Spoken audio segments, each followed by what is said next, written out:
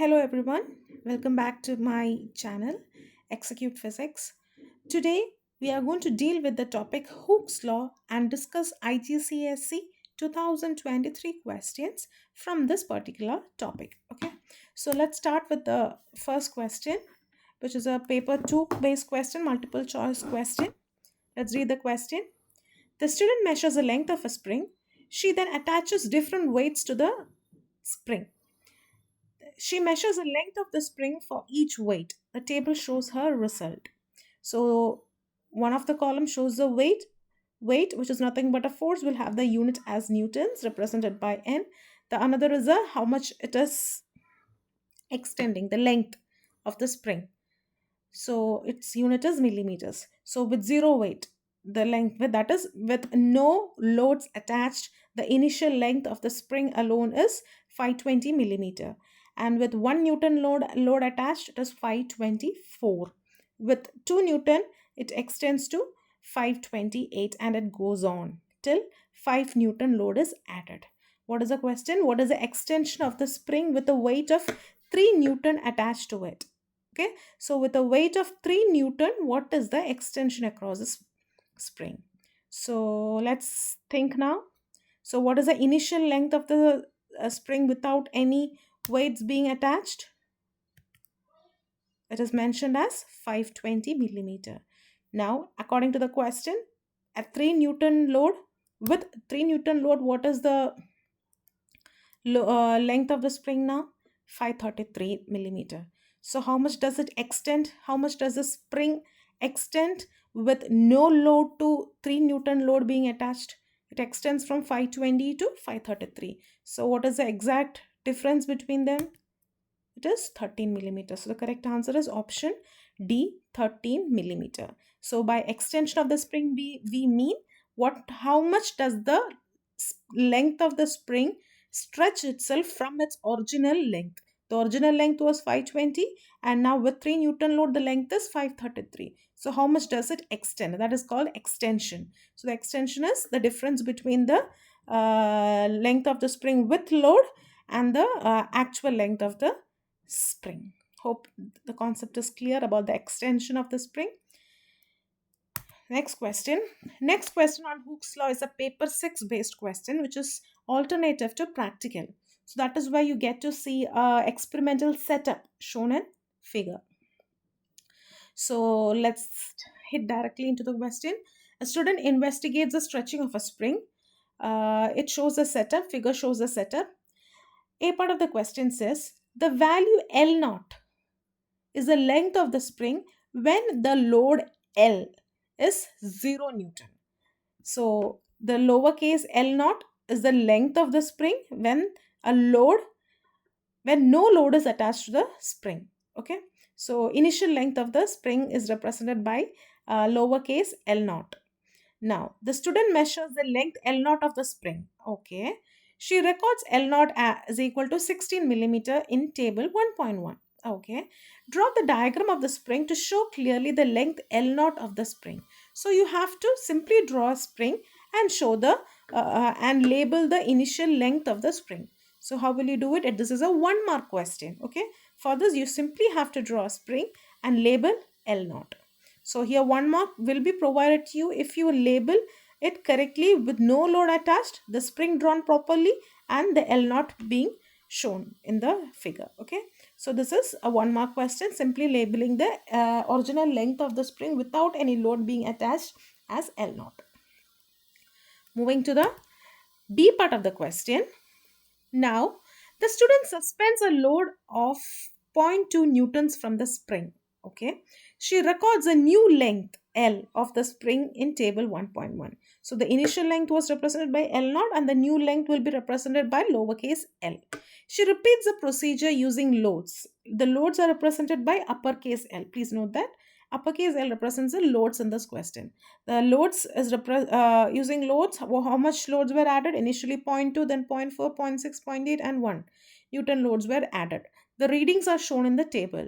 Okay, the first part of the question says calculate the extension E of the spring for each load using the equation extension you have to calculate using the equation, the length of the spring with the load attached subtracted by the actual length of the spring. So it's a direct substitution of the given equation. So let's record the values of E in table 1.2, 1.1. So these are the loads or the weights or the forces acting on the spring.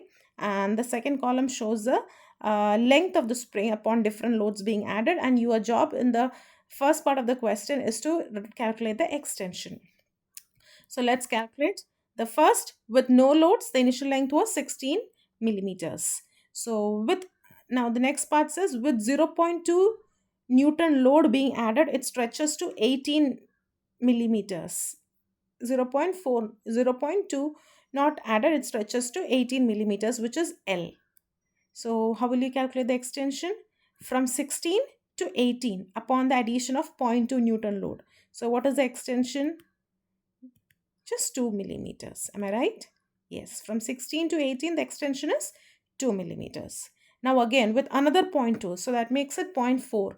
With another 0.4 load being added, what is the extension? From 16 to 21. So what would be the extension? 5 millimeters. Then with 0.6 not Newton load added, what would be the extension? 23. From 16 to 23. So the difference is the extension is 7 millimeter. The spring has stretched. And from with 0.8 Newton added, from 16 to 24.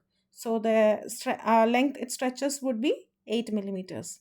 Again with 1 Newton load, it stretches by 10 millimeters. So as per the first part of the question, we have completed the third column, which is the extension, to calculate the extension of the spring upon addition of different loads. Okay. Moving to the second part, complete the column headings in table 1.1. You have to complete the column headings. That is, this uppercase L represents the load. So slash means what should we put over here? Our job is to complete this area. After slash, we have to put the unit. What is the unit of loads? Newton. So you simply have to write down Newton, capital N. Next is L. L represents what? The length of the spring. Am I right? So, and in which unit is the length of the spring represented in our question? Millimeters. So you have to write millimeters. Next is the extension. Extension would also be in millimeters. So with this, B part of the question is done, and it is a 2-mark question. Completing the extension and giving its right unit will give you 2 marks. Moving to the C part of the question, you should plot a graph of L, that is a load, on the y-axis against E, which is extension, on the x-axis. So on the right side, you can find the table from a B part of the question. Okay. So you have the y-axis will have the load and x-axis will have the extension. Please make sure you read the question completely and do not swap between what is on the x and y-axis. Okay. So let's get into the graph. So first let's draw the y-axis. Y-axis, we have the load followed by its unit, and it represents the y-axis. And on the x-axis, you have the extension followed by its unit. Okay, so this is a graphical response, is a 4-mark question, and this 4-mark is distributed on several factors. The first factor is giving the x and y axis proper labeling. It gives you 1 mark. Next would be to give the proper scaling. So, and make sure that the scaling is equally divided. So let's take the y-axis. So for ease of representation or ease of drawing, let's take as exactly as what is given on the table, because they are of equal measurements. So 0.20, 0.40, 0.60, 80 and 1. Similarly, on the y-axis also, we have equal divisions 2, 4, 6, 8, 10. So giving the proper scaling gives you another 1 mark. Most important thing, you have to mention the scaling as well.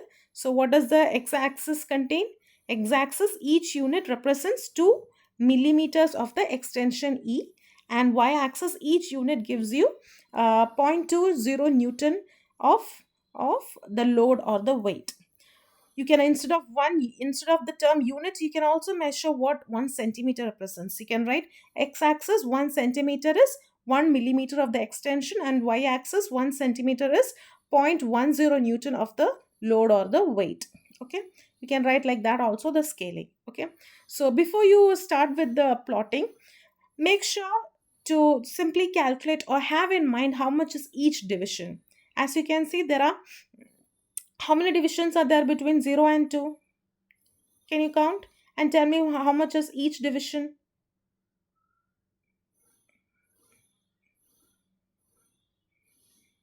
So there are 10 divisions, right? So each division is 2 divided by 10. So each division would be 0.2. Okay. So similarly on the y-axis, how many divisions? 10 divisions. And it is again 0.20. So 0.20 divided by 10, that would be, each division would be 0.02 Newton. Okay. So keeping that in mind, let's simply or directly plot the points. So with 0 load, the extension is 0. So our first point is over here itself. Second point, with 0.20 load, the extension is 2. So our first point is over there. Next, with 0.40, the extension is 5. So this is our 5, because this is 4, 4.2, 4.4, 4.6, 4.8, and finally 5. 5 also over here. So 5 to 0.40. Exactly. Then for 0.60 Newton load, what is the extension? 7. So 7, 4.60, 7 falls somewhere over here. So it is going to be over here.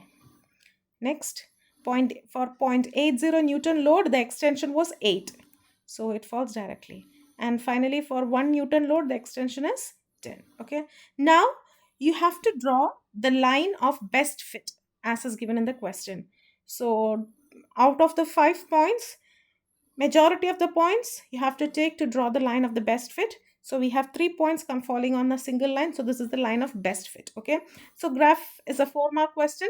So 1 mark for giving the x and y axis and along with its labeling and unit correctly. Another 1 mark for giving the scaling correctly.